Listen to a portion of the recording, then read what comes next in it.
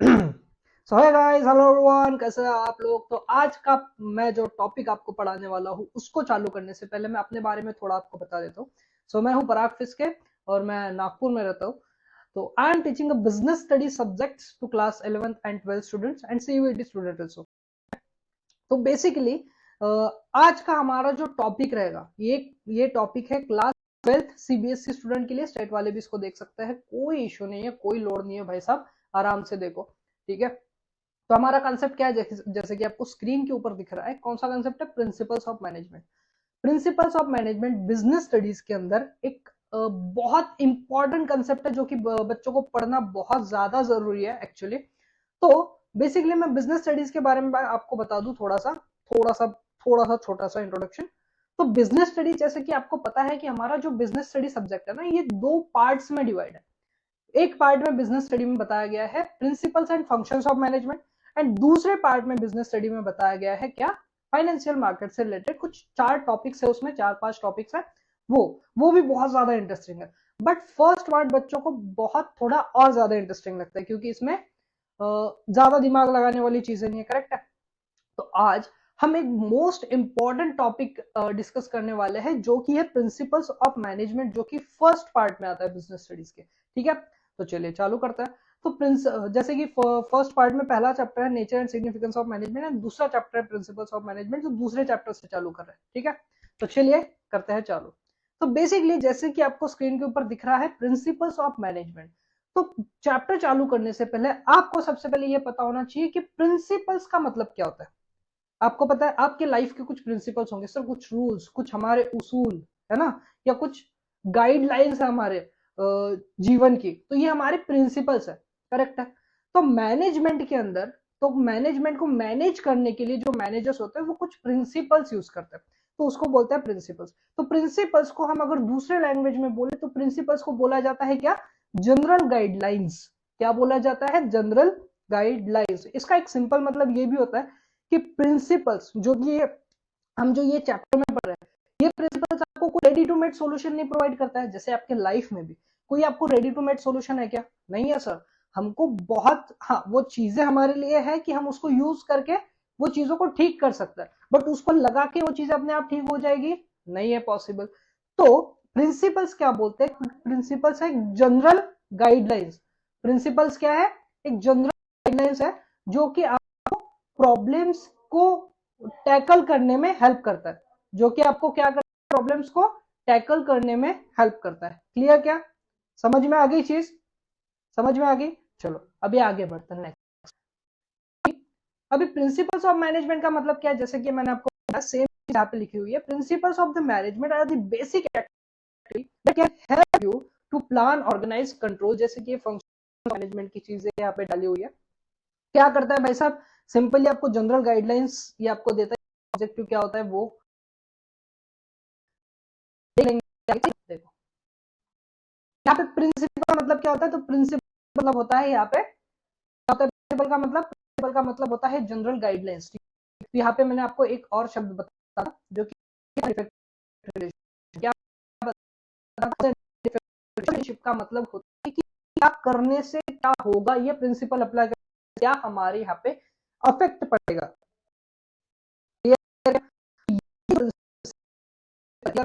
Business में क्या affect पड़ेगा वो बोलता है कॉज एंड इफेक्ट रिलेशनशिप।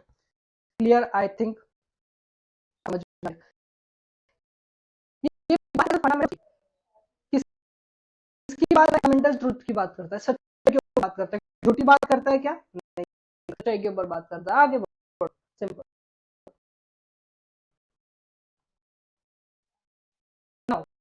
जैसे मैंने आपको बताया ये क्या करता है, गाइड करता है, गाइड करता है।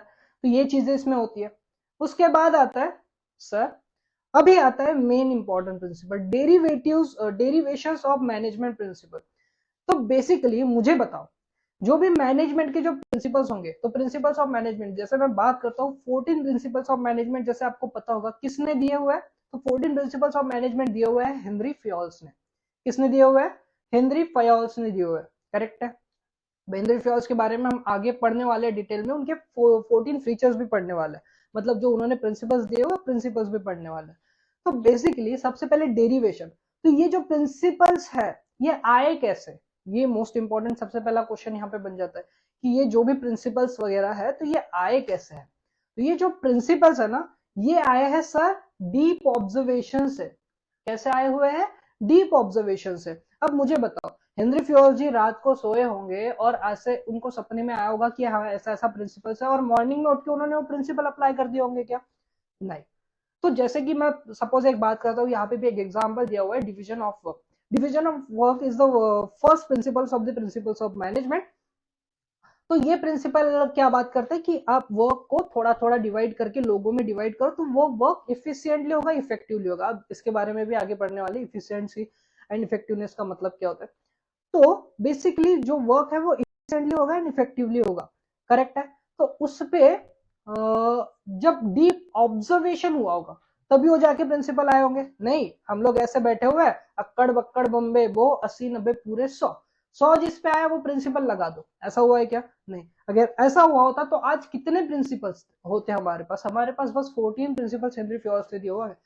तो 14 प्रिंसिपल जब उन्होंने दिए हमको तो उस पर क्या हुआ होगा सर, उस पर डीप ऑब्जर्वेशन हुआ होगा। क्या हुआ होगा, डीप ऑब्जर्वेशन हुआ होगा एंड रिपीटेड एक्सपेरिमेंट्स हुए होंगे। लाइक मैं आपको बात बताता हूँ, कोई ऑर्गेनाइजेशन है, हेनरी फ्योल्स ने क्या देखा होगा कि ये ऑर्गेनाइजेशन में ना डिवीजन ऑफ वर्क नहीं है, मतलब वो लोग क्या नहीं करते, काम को लोगों के बीच में डिवाइड नहीं कर रहे हैं, मतलब एक ही आदमी सारे काम कर रहे हैं। तो वो हेनरी फ्योल्स जी ने वहां पे जाके क्या देखा ना, उन्होंने जाके देखा कि वो कंपनी ना थोड़ी सी लॉस में जा रही है। क्यों, क्योंकि एक आदमी सारे काम में एक्सपर्ट नहीं होता है, करेक्ट है। जैसे कोई गाड़ी बनानी है मुझे, अगर मुझे कोई गाड़ी बनानी है तो मुझे उसके चक्के बनाने तो ठीक से आते हैं बट मुझे हैंडल बनाने उसके नहीं आते हैं प्रॉपरली। अगर उसके हैंडल बनाने मुझे प्रॉपरली नहीं आते हैं तो मैंने कैसे भी हैंडल बना दिया तो क्या मेरी कंपनी एक थोड़ी सी लॉस मेकिंग कंपनी हो जाएगी क्या, ऑब्वियस सी बात है सर लॉस मेकिंग कंपनी हो जाएगी। अब क्यों लॉस मेकिंग कंपनी हो जाएगी, क्योंकि मेरा जो एक्सपर्टीज है वो सारे चीजों में नहीं है। तो अगर मैं सारे एक काम अकेला करता हूँ तो वो काम बिगड़ेगा। तो डिवीजन ऑफ वर्क क्या बोलता है कि डिवीजन करो, वर्क को डिवाइड करो थोड़े थोड़े हिस्सों में। तो हेनरी फ्योल जी ने एक ऑर्गेनाइजेशन में देखा होगा कि एक ही आदमी सारे काम कर रहा है तो वो ऑर्गेनाइजेशन प्रॉफिट कमा पा रही है क्या, नहीं कमा पा रही है। देन वो किसी और ऑर्गेनाइजेशन में गए होंगे, उन्होंने देखा होगा कि हाँ यहाँ पे डिवीजन ऑफ वर्क है और यहाँ पे सारे काम इफेक्टिवली हो रहे हैं। लाइक एग्जांपल लेता हूं मैं, किसका एग्जांपल लेते हैं, रॉयल एनफील्ड का एग्जांपल लेते हैं। जैसे बुलेट आप सबको पसंद है, आई नो धट धट धट धट धट धट आवाज करते हुए जाती है तो आप सबको पसंद है। तो जैसे किसी हमको रॉयल एनफील्ड बनानी है, मतलब हमको बुलेट बनानी है, तो बुलेट बनाने के लिए उन्होंने डिवीजन ऑफ वर्क किया हुआ है। जैसे हेनरी फ्योल जी ने वो कंपनी में जाके देखा, तो आज आप जाके देख सकते हो लोगों का कितना क्रेजीनेस है रॉयल एनफील्ड के लिए। वो एक रॉयल गाड़ी लगती है दिखने में एक्चुअली, क्योंकि उसमें क्या है, प्रिंसिपल्स अप्लाइड है एंड सारी चीजें प्रॉपर तरीके से है। तो हेनरी फ्योल जी ने क्या किया है सर, दो चीजें की हुई है, डीप ऑब्जर्वेशन किया हुआ है एंड उस पर रिपीटेड एक्सपेरिमेंट्स किए हुए। रिपीटेड एक्सपेरिमेंट्स में एक और टर्म आता है यहाँ पे, कॉज एंड इफेक्ट रिलेशनशिप, जिसके पहले मैंने आपको बताया था कि कॉज एंड इफेक्ट रिलेशनशिप का मतलब क्या होता है। कॉज एंड इफेक्ट रिलेशनशिप का मतलब होता है कि क्या करने से क्या होगा, मतलब अगर हम ये प्रिंसिपल यूज करते हैं तो ये प्रिंसिपल यूज करने से हमारे ऑर्गेनाइजेशन में उसका क्या इफेक्ट पड़ेगा, तो वो देखा है हेनरी फ्योल जी ने। आई होप आपको ये समझ में आ गया है, आगे बढ़ते हैं, ठीक है। अब आते हैं nature of the principles of management. Nature को आप और बोल सकते हो, इसको फीचर्स भी बोल सकते हो, ठीक है, एंड इसको कैरेक्टरिस्टिक्स भी बोल सकते हो। अगर एग्जाम में आया कि नेचर फीचर्स लिखी है कैरेक्टरिस्टिक्स लिखी है तो कंफ्यूज नहीं होना भाई साहब कि सर आपने हमको तो नेचर पढ़ाया, आपने हमको फीचर कैरेक्टरिस्टिक्स पढ़ाया नहीं। थोड़ा सा ये दिमाग दिया होता है भगवान ने हमको, भगवान ने ये दिया होता है इसका यूज करने का बेटा, कुछ नहीं ज्यादा इसमें तकलीफ नहीं है। तो नेचर का ही मतलब फीचर्स होता है, नेचर का ही मतलब क्या होता है यहाँ पे, कैरेक्टरिस्टिक्स होता है। क्या होता है, कैरेक्टरिस्टिक्स होता है। तो नेचर का ही मतलब यहाँ पे फीचर्स मान लो या नेचर का ही मतलब आप यहाँ पे कैरेक्टरिस्टिक्स मान लो, वही होता है, सिंपल। नाउ तो देयर आर कितने कैरेक्टरिस्टिक्स है हमारे पास, तो there are 7 characteristics, there are 7 features of the principles of management. एक एक करके सारे देखेंगे, बहुत ज्यादा इंपॉर्टेंट। चाहे तो आप इसका स्क्रीनशॉट ले लो, चाहे आप इसका फोटो ले लो, स्क्रीनशॉट ले लो, कुछ भी लेना हो तो ले लो। अब एक एक करके हम सबको देखते हैं, ठीक है। आइए, सबसे पहला हम देख रहे हैं यूनिवर्सल एप्लीकेबिलिटी। यूनिवर्सल एप्लीकेबिलिटी का मतलब बहुत ज्यादा सिंपल है, बहुत ज्यादा सिंपल है। अब ये जो प्रिंसिपल्स हमको दिए गए हैं, ये जो हमको प्रिंसिपल्स दिए गए, मतलब हमको थाली में चीजें परोस के दी हुई, क्या ये थाली की चीजें सारे लोग खाएंगे क्या, या कुछ कुछ लोग ही खाएंगे, ऐसा होगा क्या? नहीं। तो ये यूनिवर्सली एप्लीकेबल है, जो भी हमको थाली में परोस के दिया है ना, वो सारे लोग आके खा सकते हैं। ऐसा नहीं कि ये कुछ लोग खा रहे हैं कुछ लोग नहीं खा रहे। तो यूनिवर्सली एप्लीकेबल का मतलब होता है कि ये सारे ऑर्गेनाइजेशन पे एप्लीकेबल है। सारे ऑर्गेनाइजेशन का मतलब क्या है कि कोई बिग ऑर्गेनाइजेशन है तो बिग ऑर्गेनाइजेशन पे भी प्रिंसिपल अप्लाई होंगे, कोई स्मॉल ऑर्गेनाइजेशन है उस पे, कोई मीडियम है उस पे भी होंगे। उसका नेचर कुछ अलग टाइप का है, जैसे वो टोबैको का बिजनेस करती है तो उस पे भी प्रिंसिपल अप्लाई होंगे, वो अल्कोहल का बिजनेस करती है तो उस पे भी प्रिंसिपल अप्लाई होंगे। तो उसके नेचर एंड उसके साइज पे कोई फर्क नहीं पड़ेगा, प्रिंसिपल सारी जगह अप्लाई होंगे। लाइक मैं बोलता हूँ कि कोई स्मॉल ऑर्गेनाइजेशन है, वो बोलती है कि हमको तो प्रिंसिपल्स की नीड ही नहीं है भाई साहब, हमारा ऑर्गेनाइजेशन ही स्मॉल है। वो क्या बोलती है कि हमारा ऑर्गेनाइजेशन ही स्मॉल है, हमको तो प्रिंसिपल्स की नीड ही नहीं है। तो ऐसी चीज नहीं होती है। तो सारे टाइप के ऑर्गेनाइजेशंस में उनको प्रिंसिपल्स की नीड होती ही है, होती ही है। लाइक कभी ना कभी, मतलब कभी ना कभी वो यूज करते ही है। ऐसा नहीं होता है कि मैं बोल रहा हूँ कि मैं करूंगा ही नहीं, ऐसी चीज नहीं होगी। वो कभी ना कभी अपने यूज में आ ही जाती है। ठीक है, क्लियर? एक बार इसको पढ़ लो। The principles of management are universal in a nature, that means they can be applied to all type of organization irrespective of their size and their nature। मतलब उसका साइज क्या है, उसका नेचर क्या है, हम ये सारी चीजें नहीं देखेंगे, हम देखेंगे कि प्रिंसिपल्स को हमको यूनिवर्सली क्या करना है सर, अप्लीकेबल करना है। नेक्स्ट है जनरल गाइडलाइंस, जैसे कि मैंने आपको स्टार्टिंग में बताया था चैप्टर के, करेक्ट है, मैंने आपको चैप्टर के स्टार्टिंग में बताया था कि जनरल गाइडलाइंस एक कंसेप्ट है। अब जनरल गाइडलाइंस का मतलब बहुत ज्यादा सिंपल होता है कि आपको थाली दी हुई है, एक एग्जांपल यही ले रहा हूं मैं, ठीक है, जैसे ये थाली है, थाली में मेरे को चीजें परोस के दी हुई है, करेक्ट है, थाली में मेरे को क्या दी हुई है, चीजें परोस के दी हुई है। अब चीजें मेरे को परोस के अगर दी हुई है तो खाना तो मेरे को अपने हाथ से ही पड़ेगा, कि आगे वाला मेरे को आके खिलाएगा? नहीं है सर। अगर थाली आपको दी हुई है ना तो खाना आपको पड़ेगा। लाइक प्रिंसिपल्स आपको दिए हुए, प्रिंसिपल्स आपको दिए हुए, तो प्रिंसिपल्स का यूज आपको करना पड़ेगा। वो रेडी टू मेड कोई सोल्यूशन नहीं है कि ऐसे आपने थाली रखी तो अपने आप अपने मुंह में जा रहा है, नहीं नहीं नहीं, नहीं। तो रेडी रेडी टू मेड कोई आपके पास सोल्यूशन नहीं है, जैसे कि यहाँ पे भी दिया हुआ है, आपके पास कोई रेडी टू मेड सोल्यूशन नहीं है। आपको उसको यूज करना है अपने तरीके से, आपको अपने तरीके से यूज करना है। और एक चीज कि ये सारे जो प्रिंसिपल्स है ना, ये फ्लेक्सिबल है भाई साहब, रिजिड नहीं है। मतलब ऐसा नहीं कि स्ट्रिक्ट हो जाएंगे बहुत, जैसे कि आप साइंस में देखो, साइंस पे कुछ एक्सपेरिमेंट्स करो। लाइक कोई एक बीकर ले लो, बीकर में एक लिक्विड डाल दो, उसके ऊपर लिक्विड डाल दो, ऐसा होता है क्या? अपने मन से कोई भी लिक्विड डाल दोगे? नहीं। वहां पे रूल्स बनाए गए, वहां पे प्रिंसिपल्स बनाए गए कि ये लिक्विड के बाद ये लिक्विड डालोगे तभी ये प्रिंसिपल अपने तरीके से अप्लाई, मतलब वो एक्सपेरिमेंट सक्सेसफुल होगा। बट यहाँ पे ये चीज नहीं है, यहाँ पे ऐसी चीज है कि ये फ्लेक्सिबल है, मतलब आपको यूज करने के लिए क्या है, बहुत ज्यादा कन्वीनियंट है। ऐसा नहीं, आई एम सॉरी, ऐसा नहीं है कि वो आपको दिए गए हैं तो वैसे के वैसे आपको यूज करने पड़ेंगे, आप उसको अपनी तरीके से यूज कर सकते हो, जैसे हम उसको आगे देखेंगे। ठीक है, form by practice and experiment, starting में देखा कि हमने कि ये जो प्रिंसिपल्स है ये बहुत ज्यादा एक्सपेरिमेंट्स हुए होंगे, बहुत ज्यादा उस पर प्रैक्टिस हुई होंगी कंटिन्यूस, तब जाके ये प्रिंसिपल्स बने, है ना। हमने स्टार्टिंग में इस चीज को देख लिया कि ये जो प्रिंसिपल्स है ये बहुत ज्यादा इस पर प्रैक्टिस हुई होगी, बहुत ज्यादा एक्सपेरिमेंट्स हुए होंगे, तब जाके ये प्रिंसिपल्स बने। ऐसे भी ऐसे बन गए क्या कभी भी? नहीं सर। नेक्स्ट आता है फ्लेक्सिबिलिटी। नाउ मैंने आपको यही कंसेप्ट अभी थोड़ी देर पहले समझाया। फ्लेक्सिबिलिटी का मतलब क्या है, हमको दिए गए प्रिंसिपल। अब प्रिंसिपल्स हमको ये नहीं बोल रहे कि हमने जैसे तुमको दिया गया है वैसे तुम यूज करो, प्रिंसिपल्स हमको ये बोल रहे हैं हमने तुमको दे दिए, अब यूज कैसे करना है भाई साहब ये तुम्हारे ऊपर है ना। अब हमने तुमको खाना दे दिया, अब तुमको ऐसे खाना है या तुम ऐसे खाओ, जाना तुम्हारे मुंह में ही है, ठीक है। तो तुमको कैसे खाना है, that depends on you, that totally depends on you. तो उसके बाद बेसिकली इसको बोलते हैं फ्लेक्सिबल। इसमें सिंपल एक टर्म दिया हुआ है कि it is not a rigid statement, it is a flexible statement. One second ना, ठीक है, चलो अगेन। तो it is not a rigid statement, it is a flexible statement.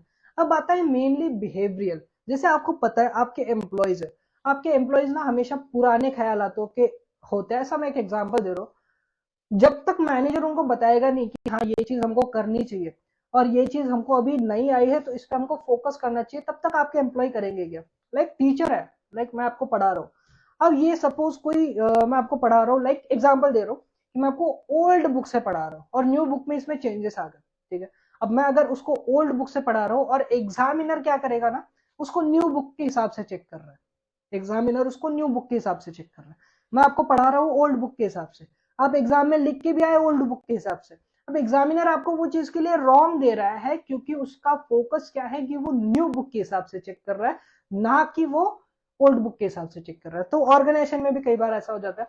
कई बार अगर कुछ इनोवेशन होता है या कुछ चीजें चेंज होती है, नेचर में चेंज होती है, एनवायरमेंट में चेंज होता है, तो अगर आप उसको टाइम टू टाइम ग्रैब कर लो तो वो चीजें आपके लिए बेनिफिशियल हो जाएगी। अगर आप नहीं करो, लाइक नोकिया, नोकिया ने क्या सोचा था एक टाइम पे कि हम ना हमारे हमारा जो फोन है इसको भाई साहब लाइफ टाइम ऐसा हो जाएगा कि वो कभी बिचना बंद ही नहीं होगा, बेचना सॉरी, बिकना बंद ही नहीं होगा। ठीक है, ऐसा नोकिया को लगता था। आज नोकिया आपको दिखता ही नहीं है, आज नोकिया आपको किसी के हाथ में दिखता ही नहीं है। कौन सा फोन दिखता है? Maximum iPhone. आईफोन दिखता है क्योंकि वो एक ब्रांड आइडेंटिटी बन गई है। उन्होंने टाइम टू टाइम इनोवेशन किए, चेंजेस किए, करता रहता है, कुछ ना कुछ करता रहता है। जैसे आपको पता होगा ये एप्पल ने एक नया प्रोडक्ट लॉन्च किया जो कि आई वो है, जिससे आपको ऐसे चीजें सामने दिखेगी और आपको ऐसा फील होगा कि वो चीजें आपके आजू बाजू है एक्चुअली। तो कुछ इनोवेटिव चीज कर रहा है एक्चुअली, हमारा एनवायरमेंट चेंज होता है तो हमको चेंजेस करने चाहिए। तो बोलते हैं कि मैनेजमेंट के प्रिंसिपल क्या करते हैं, गाइड करना चाहिए, इन्फ्लुएंस करना चाहिए बिहेवियर को एम्प्लॉयज के टाइम टू टाइम। उसके बाद आता है कॉज एंड इफेक्ट रिलेशनशिप। ये तो आपको मैंने 3 बार बता दिया अभी तक। कॉज एंड इफेक्ट रिलेशनशिप का मतलब होता है कि क्या करने से क्या होगा, ये प्रिंसिपल अप्लाई करने से क्या उसका इफेक्ट पड़ेगा, यही होता है भाई साहब, सिंपल, ज्यादा कुछ दिमाग लगाओ मत। उसके बाद आता है सर कंटिंजेंट। कंटिंजेंट का मतलब होता है, बहुत ज्यादा एक अच्छे से समझ लो इसको, इसका सिंपली एक तो मतलब होता है कि डिपेंडेंट। जैसे आपका एनवायरमेंट होता है, डायनेमिक एनवायरमेंट का मतलब क्या होता है सर कि कंटिन्यूअस चेंज होने वाला एनवायरमेंट। डायनेमिक एनवायरमेंट का मतलब क्या होता है? कंटिन्यूअस चेंज होने वाला एनवायरमेंट। ठीक है, अब आपका एनवायरमेंट अगर कंटिन्यूअसली चेंज हो रहा है, आपका एनवायरमेंट क्या हो रहा है? कंटिन्यूअसली आपका एनवायरमेंट चेंज हो रहा है। अगर आपका एनवायरमेंट कंटिन्यूअसली चेंज हो रहा है सर, अगर आपका एनवायरमेंट कंटिन्यूअसली चेंज हो रहा है, तो क्या मुझे बताओ, जब भी हम एनवायरमेंट में चीजों को हमने, ठीक है, एनवायरमेंट चेंज हुआ, हमने वो चीज को हमारे यहाँ पे अप्लाई कर दिया। अप्लाई करने के बाद आप ये फिक्स कर सकते हो क्या कि आपका ऑर्गेनाइजेशन ये जो चीज हमने अप्लाई किया इससे वो प्रॉफिटेबल ही होगा या वो लॉस मेकिंग ही होगा? ये चीज आप फिक्स नहीं कर सकते, या ये चीज आप क्या नहीं कर सकते? प्रिडिक्ट नहीं कर सकते। एक तो ग्रेट वर्ड फॉर दिस। तो आप वो चीज को क्या नहीं कर सकते? प्रेडिक्ट नहीं कर सकते भाई साहब फ्यूचर के लिए कि ये चीज हमारे लिए अच्छी होगी या नहीं होगी। So it's dependent, so it's contingent. तो चीजों को क्या करते हैं हम लोग? डिपेंडेंट होती है ऑर्गेनाइजेशन पे। तो किस पे डिपेंड होती है सर? सिचुएशन प्रिवेलिंग ऑर्गेनाइजेशन पे डिपेंड होती है कि आपकी ऑर्गेनाइजेशन की सिचुएशन किस टाइप की है, कि आप वो चीज को प्रॉपर तरीके से ग्रैब कर पा रहे हो या नहीं कर पा रहे हो। क्लियर क्या? ठीक है, एक बार फिर से मैं आपको समझा देता हूँ पूरे के पूरे। अब यहां से समझते हैं, ठीक है। अब सबसे पहले यूनिवर्सल अप्लीकेबल का मतलब क्या होता है? यूनिवर्सल अप्लीकेबिलिटी का मतलब क्या होता है? यूनिवर्सल अप्लीकेबिलिटी का मतलब होता है कि इट्स नॉट डिपेंड ऑन कि आपके ऑर्गेनाइजेशन का साइज क्या है, कि आपके ऑर्गेनाइजेशन का नेचर क्या है। ये डिपेंड है कि आपके ऑर्गेनाइजेशन पे लगेगा। कोई भी टाइप की ऑर्गेनाइजेशन हो, पूरे यूनिवर्स में कोई भी टाइप की ऑर्गेनाइजेशन हो, सारे पे लगेगी प्रिंसिपल्स, ठीक है। उसके बाद आता है जनरल गाइडलाइंस। जनरल गाइडलाइंस का मैंने आपको चीज बताई कि आप कोई रेडी टू मेड सॉल्यूशन दे रहा है क्या? नहीं, आपको कोई रेडी टू मेड सॉल्यूशन नहीं दे रहा है। आपको बोल रहे हैं कि हम आपको दे रहे हैं, उसको आप यूज करो, ठीक है। आप उसको यूज करके भले आप अपने प्रॉब्लम्स को सॉल्व कर सकते हो, बट आपको रेडीमेड सॉल्यूशन नहीं है आपके प्रॉब्लम का। उसके बाद आता है form by practice and experiments. इसको समझना बहुत ज्यादा इजी है। जैसे कि आप चैप्टर चालू करते हो ना, तभी आप 2-3 चीजें ऊपर लिख लो, जैसे जनरल गाइडलाइंस, फ्लेक्सिबिलिटी एंड क्या है, form by practice and experiments. इसको बनाया गया है form by practice and experiment, कई सारे एक्सपेरिमेंट एंड कई सारी प्रैक्टिस इस पे होगी तभी जाके प्रिंसिपल आए। उसके बाद हमने देखा फ्लेक्सिबिलिटी। फ्लेक्सिबिलिटी का मतलब क्या है सर? फ्लेक्सिबिलिटी का मतलब है कि it's not a rigid statement, it is a flexible statement. मतलब बोल रहा है कि प्रिंसिपल फ्लेक्सिबल है, रिजिड नहीं है, इसकी स्ट्रिक्टली आपको ऐसे ही अप्लाई करने पड़ेंगे, ऐसा नहीं है। आप उसको अपने तरीके से भी अप्लाई कर सकते हो। इजी क्या? Easy PG. Next, mainly behavioural, मैंने आपको बताया कि वो एग्जाम वाला आपको दिया हुआ था वही। कॉज एंड इफेक्ट रिलेशनशिप अभी तक बहुत बार पढ़ चुके हैं। कॉज एंड इफेक्ट रिलेशनशिप का मतलब होता है कि कॉज एंड इफेक्ट रिलेशनशिप का मतलब क्या होता है कि क्या करने से क्या होगा, ये प्रिंसिपल अप्लाई करने से क्या उसका इफेक्ट हमारे ऑर्गेनाइजेशन पे पड़ेगा, वो होता है cause and effect relationship. Now this statement is contingent. Contingent का मतलब क्या होता है, ये इंपॉर्टेंट है, ठीक है, बच्चों को ना एग्जाम में याद नहीं आता, तो इसका आगे वर्ड लिख लिया करो डिपेंडेंट। उसके बाद वो आप एग्जाम्पल में लिख सकते हो कि if the environment is dynamic in nature, so there are various, बहुत सारी चीजें हो जाएगी, एंड उसमें से हमने अगर कोई चीज ग्रैब कर ली और वो उसको आप प्रेडिक्ट नहीं कर सकते, you can not be predict कि इट विल बी प्रॉफिटेबल और नॉट, है ना, तो आप उसको प्रेडिक्ट कर सकते हो क्या, नहीं प्रेडिक्ट कर सकते हो। सिंपल है भाई साहब, बहुत ज्यादा सिंपल है। I hope you guys are clear understanding. Next, अब आते हैं इसके कुछ इंपॉर्टेंस पढ़ लेते हैं। इसका स्क्रीनशॉट ले लो चाहे तो, इसका स्क्रीनशॉट ले लो, ये सारे मेरे ही नोट्स है, अगर आपको चाहिए रहेगा तो आप मेरे को पर्सनल मैसेज भी कर सकते हो, जैसे कि आपको नंबर, ईमेल आईडी हाईलाइट हो ही रहा है मेरा नीचे, तो आप जैसे ये टेबल पे हाईलाइट हो रहा होगा आगे, तो आप मुझे मैसेज कर सकते हो या मेल कर सकते हो, ठीक है। Next, significance of principles of management. अब इंपॉर्टेंट है, अब सिग्निफिकेंस का ही मतलब होता है सर इंपॉर्टेंट, ठीक है, सिग्निफिकेंस का ही मतलब क्या होता है, इंपॉर्टेंस।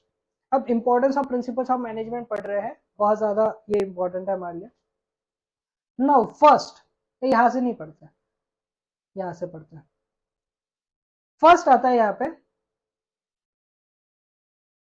फर्स्ट आता है, एक सेकेंड,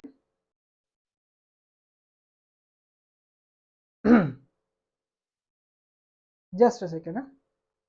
तो फर्स्ट आता है यहाँ पे, providing managers with the useful insights into reality. Provide managers into useful with the useful insights into reality, मतलब मैनेजर को क्या बोलते हैं, लाइक एग्जांपल ले लो, एग्जांपल से समझाता हूँ आपको। सपोज मैं अपने ऑर्गेनाइजेशन में ना कई सारे लोगों को रिक्रूट कर रहा हूँ, एंड कई वही लोगों को कुछ टाइम बाद निकाल दे रहा हूँ, कई सारे लोगों को रिक्रूट कर रहा हूँ फिर से निकाल दे रहा हूँ, रिक्रूट कर रहा हूँ निकाल दे रहा हूँ, बट जो भी मैं लोगों को रिक्रूट कर रहा हूँ ना वो हाईली क्वालिफाइड है, उनके अंदर अच्छा खासा एक्सपीरियंस है और अच्छी खासी स्किल भी है, ठीक है।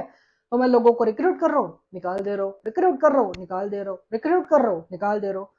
तो अभी हमारा मैनेजमेंट क्या बोलता है, प्रिंसिपल्स आते हैं गेम में, अब वो बोलते हैं भाई साहब कि गलती वो एम्प्लॉयज की बिल्कुल नहीं है जिनको आप मतलब रिक्रूट कर रहे हो निकाल दे रहे हो, उनकी गलती बिल्कुल नहीं है, गलती आपकी है। किनको बोल रहे हैं, मैनेजर्स को बोल रहे हैं। मैनेजर्स को क्या बोल रहे हैं कि गलती वो एम्प्लॉयज की तो बिल्कुल नहीं है, गलती किसकी है, गलती आपकी है, तो आपको पहले खुद को सुधारना पड़ेगा। तो मैनेजर्स को रियलिटी से वाकिफ कराते हैं, मैनेजर्स को किससे वाकिफ कराते हैं, रियलिटी से वाकिफ कराते हैं कि भाई साहब देखो कि गलती वो एम्प्लॉयज नहीं कर रहे हैं, आपको खुद को सुधारना पड़ेगा, पहले आप देखो कि आप क्या गलती कर रहे हो, उसके बाद आप लोगों को रिक्रूट हायर करो, एंड उसको देन अगर आपको उनमें डिफॉल्ट लग रहा है तो देन निकाल दो, अदरवाइज आपको निकालने का कोई अधिकार नहीं है। सो सिंपल, क्लियर है। नेक्स्ट आता है optimum utilisation of resources and effective administration. मुझे बताओ हमारी जो ऑर्गेनाइजेशन है वहां पे रिसोर्सेज लिमिटेड है या बहुत सारे रिसोर्सेज है, बताइए, क्या हमारे पास हमारे जो रिसोर्सेस है वो लिमिटेड है या हमारे पास बहुत सारे रिसोर्सेस है। सर हमारे पास ना रिसोर्सेज बहुत ज्यादा लिमिटेड है, हमारे पास कैसा है, रिसोर्सेज बहुत ज्यादा लिमिटेड है, हमारे पास रिसोर्सेज बहुत ज्यादा कैसा है, लिमिटेड है। तो लिमिटेड का मतलब होता है स्कार्स है, क्या है, स्कार्स एंड लिमिटेड रिसोर्सेज है। तो क्या मुझे बताओ, मुझे वो लिमिटेड रिसोर्सेज का प्रॉपर यूज करके मैक्सिमम प्रॉफिट कमाना चाहिए कि नहीं कमाना चाहिए, करेक्ट है। जैसे मेरे पास कोई ऑरेंज है, नहीं ऑरेंज नहीं सॉरी, मेरे पास आलू है, आलू, ठीक है, अब आलू, अब मेरी चिप्स की फैक्ट्री है, आलू है, चिप्स की फैक्ट्री है, मुझे मेरे ओनर ने बोला है कि आलू को अच्छे से आप उसको छील दो, ठीक है, आलू को अच्छे से छील दो और उसको प्रॉपर एक अच्छा सा आलू मतलब छील के अच्छा हमको क्वालिटी में चाहिए। अब मैं क्या कर रहा हूँ ना, उसको छीलते जा रहा हूँ, छीलते जा रहा हूँ, छीलते जा रहा हूँ, छीलते जा रहा हूँ। अब इतना बड़े आलू को मैंने उसके ऊपर की लेयर तो निकाल दी, मैंने अंदर की लेयर भी निकालना चालू कर दी, अब मेरा इतना बड़ा आलू इतना हो गया। क्या मैं मेरे जो रिसोर्सेज है, मेन तो मेरा रिसोर्स आलू ही रहेगा क्योंकि मैं चिप्स की फैक्ट्री चला रहा हूँ, तो मेरा रिसोर्सेज मेन क्या, अब मुझे बताओ क्या ये जो मेरा आलू है क्या ये जो मेरा रिसोर्सेस है मैं इसका प्रॉपर यूटिलाइजेशन कर रहा हूँ क्या? नहीं। तो क्या मुझे इससे प्रॉफिट मिलेगा क्या? नहीं मिलेगा। अब क्यों नहीं मिलेगा? क्योंकि अगर मेरे आलू को मैं प्रॉपर तरीके से कर रहा हूँ, उसको वॉश करके भी तो वो हो जाएगा ना प्रॉपर, करेक्ट है। तो मैं उसको छील छील के मैंने इतना सा आलू कर दिया तो उसके 2-3 छोटे छोटे से चिप्स बन गए। तो क्या मैं अपने यूटिलाइज मतलब रिसोर्सेज का प्रॉपर यूटिलाइजेशन कर रहा हूँ? नहीं कर रहा हूँ। तो अपने रिसोर्सेज का प्रॉपर यूटिलाइजेशन कैसे करना है आपको वो ध्यान रखना पड़ेगा। एंड वो रिसोर्सेज से आपको पता है कि अगर आप प्रॉपर यूटिलाइजेशन उसका करते हो तो आपको प्रॉफिट भी अच्छा खासा ही होगा। क्या होगा? आपको प्रॉफिट भी अच्छा खासा ही होगा। तो आई होप आपको ये समझ में आ गया होगा। एक बार इसको पढ़ लो, ठीक है। रिसोर्सेस आर ऑलवेज आपके पास कैसे होता है? रिसोर्सेज आपके पास ऑलवेज कैसे होते हैं भाई साहब? स्कार्स एंड लिमिटेड होते हैं। By applying the management principle the managers can focus on optimum use of available resources so you can achieve the productive result and minimum cost and maximum profit. Minimum cost and maximum profit, minimum cost and maximum profit. Clear क्या? उसके बाद आता है it results into the effective administration by challenging resources human and material into the best possible way. जैसे कि आप कोई चीज का बेस्ट पॉसिबल वे से यूज कर पाओ ना, तो वो आपको चीज अडेप्ट करनी चाहिए एक्चुअली। तो उसके बाद आता है साइंटिफिक डिसीजन। साइंटिफिक डिसीजन का मतलब ऐसा ही होता है कि अगर मैं कोई डिसीजन ले रहा हूँ मेरे ऑर्गेनाइजेशन में, अगर मैं मेरे ऑर्गेनाइजेशन में कोई डिसीजन लेने का सोच रहा हूँ, तो क्या मैं डिसीजन ऐसे ही ले लूंगा कि हाँ यार देखो यार पिछले बार भी हमने ऐसा किया था ना, तो वही वही डाल दो, वही रख दो, ये डिसीजन मेरे लिए अच्छा होगा या बुरा होगा? तो आपका आंसर मेरी तरफ पहुंच गया है भाई साहब कि बहुत ज्यादा बुरा होगा। अब क्यों बुरा होगा? अब क्यों बुरा होगा? क्योंकि मैंने डिसीजन को साइंटिफिक तरीके से नहीं लिया। अब साइंटिफिक डिसीजन का मतलब यही होता है कि आप रियलिस्टिक तरीके से लो, जस्टिफाइबल तरीके से लो, थॉटफुल तरीके से लो, आप सारी चीजें सोच के लो, उस पर डीप ऑब्जर्वेशन करो, टाइम टू टाइम उस पर प्रॉपर उस पर ध्यान रखो कि जो भी आप कर रहे हो वो क्या हमारे बिजनेस के लिए अच्छा होगा डिसीजन, उस पर फोकस करना चाहिए आपको। तो ये सारी चीजों पे आपको फोकस करना चाहिए, then you take the decision, because it is called as scientific decision. आप यहाँ पे देखो पढ़ सकते हो, जैसे स्क्रीन के ऊपर आपको दिख रहा है। इट इज रियलिस्टिक होना चाहिए, वो थॉटफुल जस्टिफाइबल होना चाहिए, and free for personal bias. Personal bias का मतलब क्या होता है? मेरी किसी से दुश्मनी है, लाइक मेरी मैनेजर से नहीं जमती है, मेरी मैनेजर से नहीं जमती है, तो मैं उसके अगर खिलाफ कोई डिसीजन हो रहा है ना, तो उसके खिलाफ वो डिसीजन ले रहा हूँ। तो वो होता है कि कोई पर्सनल बायस से रिलेटेड वो डिसीजन नहीं होना चाहिए, ठीक है। क्लियर क्या? क्लियर, चलो। नाउ नाउ अब आता है meeting changing business environment. Meeting changing business environment, meeting changing business environment. Although the principles, एक सेकेंड रुकेंगे।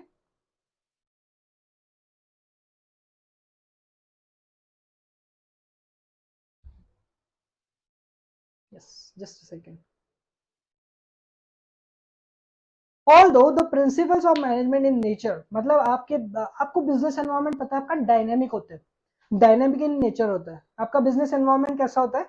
डायनेमिक इन नेचर होता है। डायनेमिक का मतलब क्या होता है sir? It is changing continuously, correct है, इट इज चेंजिंग कंटिन्यूसली, तो वो होता है डायनेमिक इन नेचर। तो आपका business environment dynamic in nature होता है, बट उसमें जो चेंजेस आते हैं क्या उसको आपको अडॉप्ट करना चाहिए टाइम टू टाइम, या नोकिया की तरह बैठे रहना चाहिए कि हमारा प्रोडक्ट सबसे अच्छा, हमारा प्रोडक्ट सबसे अच्छा ना हो, अभी भीख मांगने की आदत आ जाएगी, करेक्ट है ना?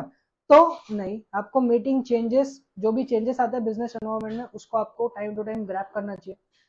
अब मुझे बताओ, सोशल रिस्पॉन्सिबिलिटी बनती है कि नहीं बनती है? सारी चीजें तो देख ली, प्रॉफिट देख लिया, सारा देख लिया, ये देख लिया मैक्सिमम प्रॉफिट, या सारी चीजें हमने देख ली।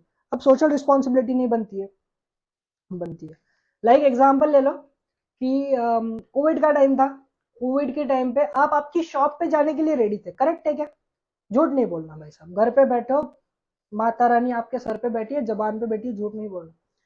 आप घर पे बैठे हुए थे, जिसकी भी शॉप है, मारवाड़ी के लिए स्पेशली बात करो, तो जिनकी भी शॉप है, आप आपकी शॉप पे जाने के लिए रेडी थे, कस्टमर्स आपकी शॉप पे आने के लिए रेडी नहीं थे, आपको पता होगा।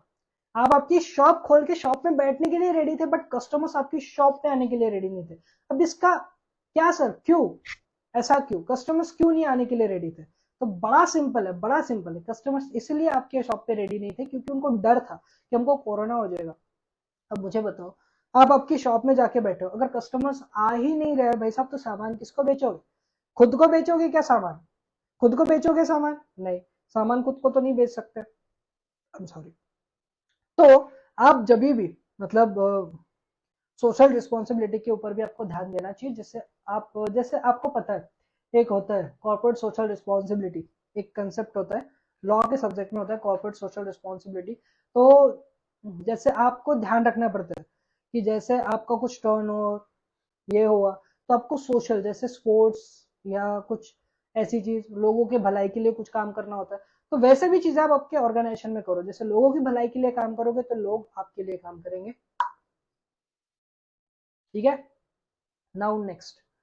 अब ये तो बड़ा सिंपल है भाई साहब, मैनेजमेंट ट्रेनिंग दो, एजुकेशन दो, रिसर्च करो। जैसे आपके एम्प्लॉयज को बताओ कि प्रॉपर तरीके से आपके ऑर्गेनाइजेशन में ट्रेनिंग ये वो करे। अब आते हैं फ्यूल्स प्रिंसिपल्स ऑफ मैनेजमेंट में। आज के लिए मैं आपको ये कंसेप्ट बता देता हूँ, इसके बाद ना, इसके बाद इसके जो 14 प्रिंसिपल्स है वो डिस्कस करेंगे आराम से। क्लियर क्या? Just second. ठीक है, नाउ आज के लिए मैं आपको प्रिंसिपल्स ऑफ मैनेजमेंट के फ्यूल्स के बारे में थोड़ी सी इंफॉर्मेशन दे देता हूँ, क्योंकि जब भी हम 14 प्रिंसिपल्स पढ़ रहे हैं ना भाई साहब, इन्होंने ही दिए हमको, फ्यूल्स भाई साहब ने दिए, तो इनके बारे में तो पढ़ना बनता ही है। आइए फ्यूल्स के बारे में पढ़ते हैं। तो हेनरी फ्यूल्स के बारे में हम पढ़ रहे हैं। तो सबसे पहले ये बॉर्न कब हुए थे? 1841 में ये बॉर्न हुए थे। डेट ऑफ बर्थ याद रखना, एग्जाम में पूछता है, एमसीक्यूज में पूछता है। उसके बाद उन्होंने डिग्री ली हुई थी माइनिंग की, उन्होंने डिग्री ली हुई थी माइनिंग इंजीनियरिंग की। उनको एक कंपनी में जॉब लग गया, फ्रेंच माइनिंग कंपनी में उनको 1860 में जॉब लग गया। ठीक है, एज ए इंजीनियर लगे थे, बट ठीक है, वो एज ए इंजीनियर लगे थे। कहाँ पे लगे थे? फ्रेंच माइनिंग कंपनी में एज ए इंजीनियर लगे थे। ठीक है, कुछ समय बाद उनको मैनेजिंग डायरेक्टर बना दिया गया। भाई कब बनाया गया? 1988 में उनको मैनेजिंग डायरेक्टर बनाया दिया गया। सर इंजीनियर से मैनेजिंग डायरेक्टर क्यों, कैसे? क्योंकि हमारे फ्रेंड्स फ्योल्स भाई साहब ने, उनकी कंपनी जो थी ना, ये जो माइनिंग कंपनी थी, वो एक ऐसा टाइम आ गया था जो बिल्कुल बैंकरप्ट हो गई थी। हेनरी फ्योल्स जी ने चैलेंज लिया कि मैं ये कंपनी को नीचे से ऊपर उठा के बताऊंगा, चैलेंज दिया हुआ था, और वो चैलेंज के ऊपर खड़े उतरे हमारे प्रिंसिपल मतलब फ्योल्स भाई साहब। तो उनको आज इसीलिए बोला जाता है father of general management. So याद रखना, एग्जाम में पूछते ये question, the father of general management कौन and father of scientific management कौन? Henry Fayol's and F W. Taylor. यहाँ पे दो ऑप्शन मिलेंगे, तो हेनरी फ्योल्स टिक करके आना भाई साहब।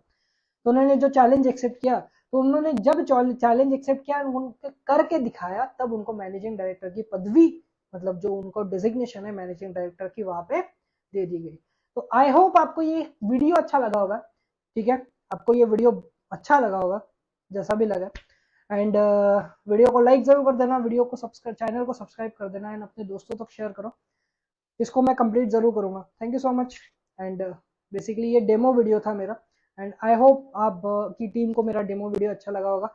And thank you so much for watching this video. And अगर आपको अच्छा लगता है तो please give me a response as much as possible. Thank you so much.